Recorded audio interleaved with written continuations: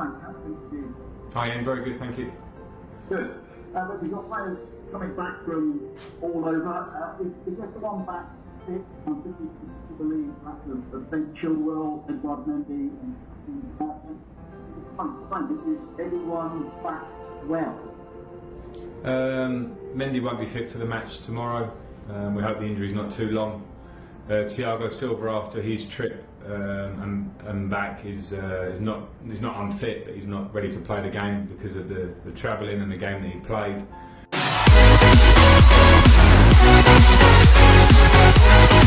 Chilwell, Edward Mendy,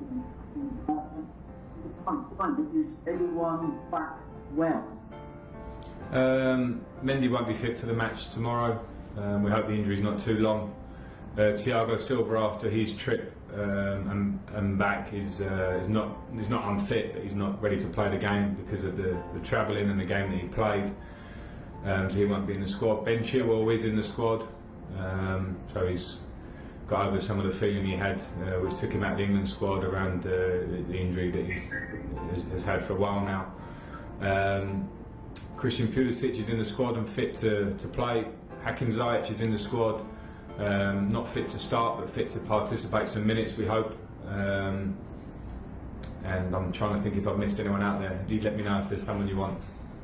Look, does that mean that Kepa will play in goal? I'll make that decision myself out of the goalkeepers for tomorrow.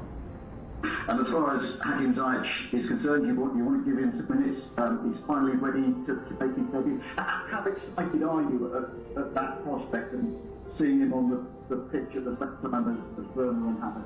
Yeah. I'm obviously, we brought Hakim here, and it feels like a long time ago now, but he also has not played since the Dutch league finished during lockdown period. It's a long time, and he's worked so hard. He's been fantastic in terms of his professionalism to get fit.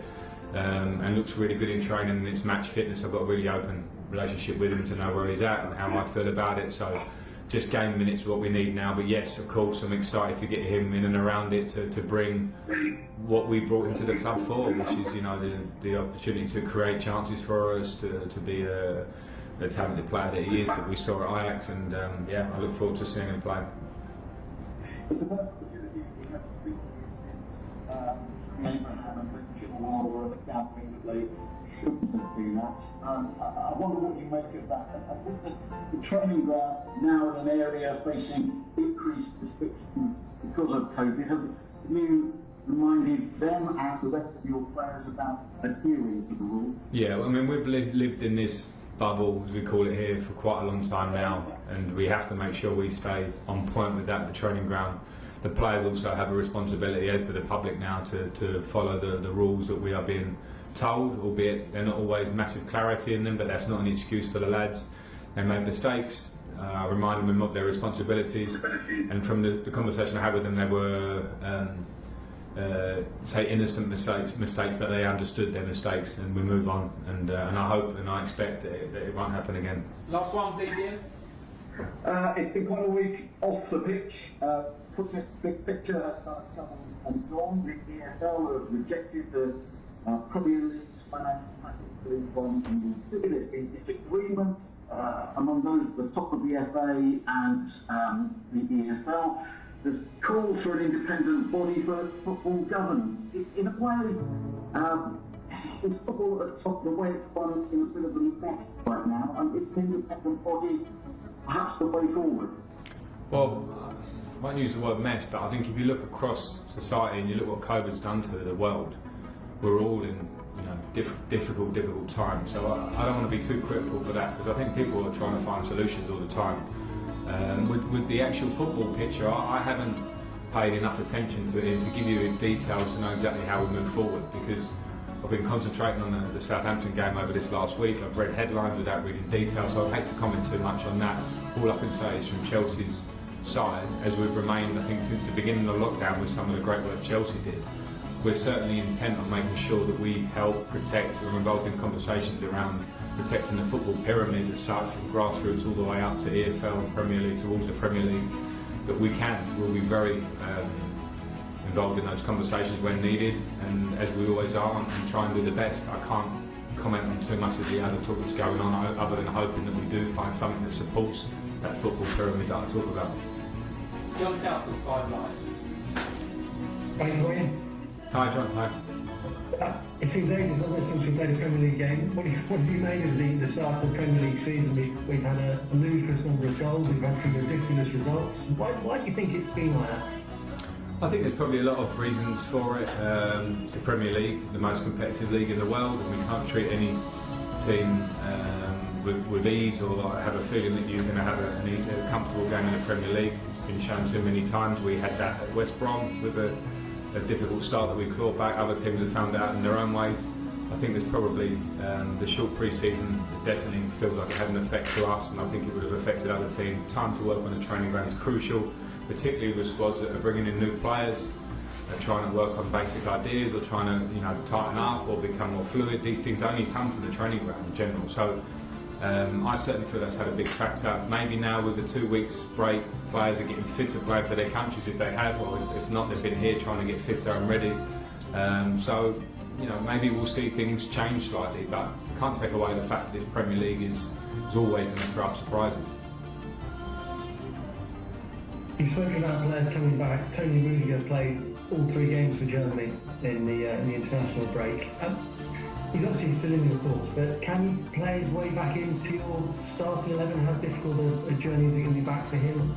He's in the squad tomorrow? Every player can play their way into the starting 11, the squad.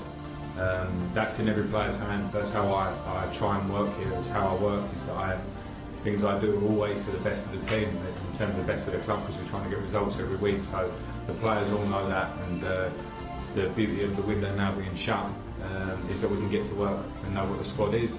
Everybody knows that they can contribute, and we will need them and rely on them, because the amount of games we play, and Tony's the same as every other player on that one. I know international breaks can be difficult, but when you were a player, can it help a player when they come back and you think of players like Mason Mount, Reece James? Do you get extra confidence when you play with England, then you come back to your club and spring in your step? Did you find that? I think at times you can find that, yeah. I think there's definitely some worth in that idea. I thought Reece had a fantastic debut. Mason gets his goal, contributed in those 2 games that he played.